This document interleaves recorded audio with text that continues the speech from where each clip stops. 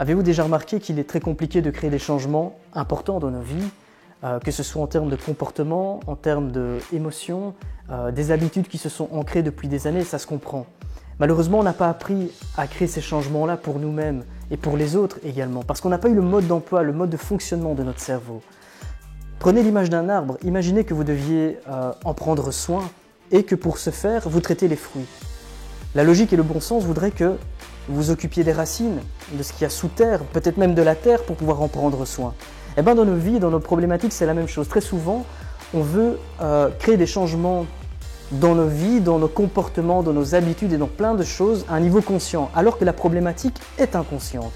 C'est ce que l'hypnose nous apprend, c'est à modifier nos états de conscience, c'est à les utiliser, c'est comprendre comment notre inconscient fonctionne et à comment le diriger également dans l'atteinte de certains objectifs.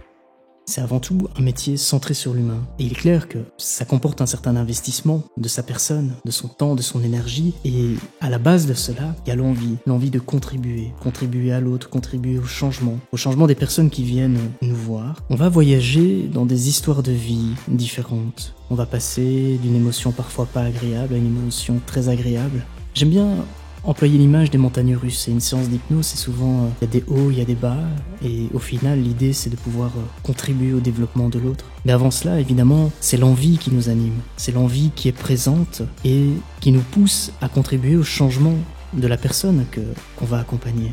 Et il est clair que, au-delà de ça, ça comporte une certaine dose de responsabilité, et que pour pouvoir faire ce métier, j'ai tendance à penser que l'humilité est une qualité essentielle.